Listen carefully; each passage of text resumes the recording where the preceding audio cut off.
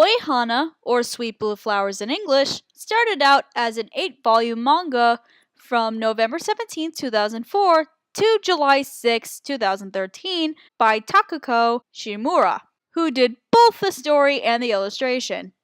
Halfway through the manga's run in 2009, JC staff picked up the manga to create as an anime that ran through July 2nd to November 10th for 2009 summer season. And yes, this is an anime series that ends on a cliffhanger or unfinished ending because this series appeared during the time when making series in the middle of the manga's run without any context on a sequel or season 2 for the anime was the decade trend. Now, that was not a prologue to say whether this anime is going to be good or bad. In fact, when I first watched this series, I adored it because it was like my first official shojo yuri anime. And I thought, yes, this is the type of show that I was looking for in the genre. Kind of like how Gravitation was for Shonen Ai and Yaoi, if you know what I mean. So, without further ado, let's get a move on to my review of Sweet Blue Flowers. So, like my review of Anohana, I'm gonna put the characters and the plot sections together because this is a more character-driven show than it is plot. So it makes sense if I do it this way, rather than explain characters and plots separately. Oi Hana tells the story of childhood friends Akira and Fumi who are separated due to a move. Years later, Fumi returns after getting accepted to a prestigious all-girls high school, and the best friends are reunited. However, Fumi meets a beautiful third-year student and the two start going out very suddenly, and Fumi doesn't know how to deal with it.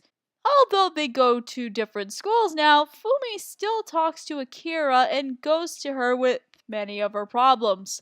Maybe it's the soul-searching that helps Fumi understand what she really wants.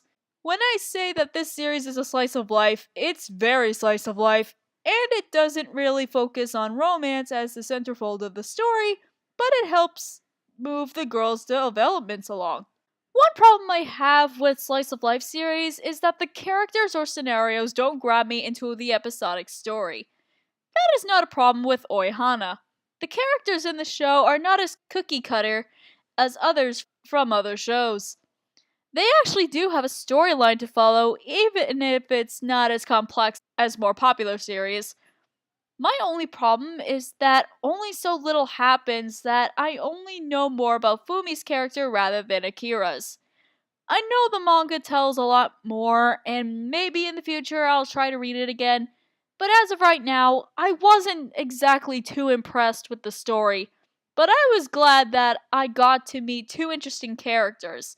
As I said, Fumi is the one who does get more attention because she is the shy one who kinda goes into the coming-of-age path of development, but at least she's not too incompetent when it comes to being a normal teenager.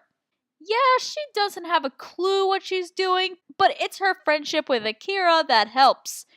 Akira is the excited, kinda tomboyish, independent person who is always there for Fumi whenever she needs her.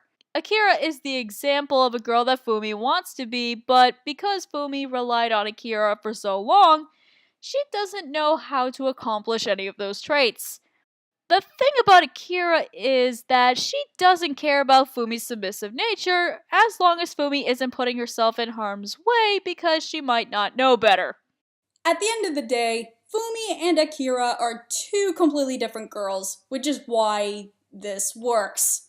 Now, the factor of the show that annoys me is how Fumi dates her senpai, even though this is important to Fumi's character. And I kind of blame this on how the show ends on a cliffhanger, because this anime only goes through one arc of these girls' lives, and yeah, I know this was made in in the 2000s where the whole cliffhanger thing is popular for the sake of people just buying the manga to see how it ends. But I just found the whole revelation of the girls' relationship meaning Fumi and Akira's relationship, to be very underwhelming at the end. Like, it was like a one moment thing and then you fade to black. That's how the episode last ends. It's realization, fade to black. If that is not shameless plugging for reading the manga, I don't know what is. Okay, confession time. I tried reading the manga to the series and its art really put me off. Like, it's very similar to the anime's art, but it's so unappealing and I don't know why. I think it's just older than modern manga, or still followed an older style, which I have nothing against, but something just doesn't look right. But then when it's brought to animation, it looks so much better and a lot more artistic. Can someone explain to me why that is? In short, the animation is beautiful in the anime, and it definitely makes Sweet Blue Flowers stand out as a slice of life romance anime. It has this serene atmosphere that just whispers the normal life of two girls. What makes it work even better is the soundtrack, which is an overall peaceful score, but I'd totally be amiss if I didn't talk about the opening and ending to this anime.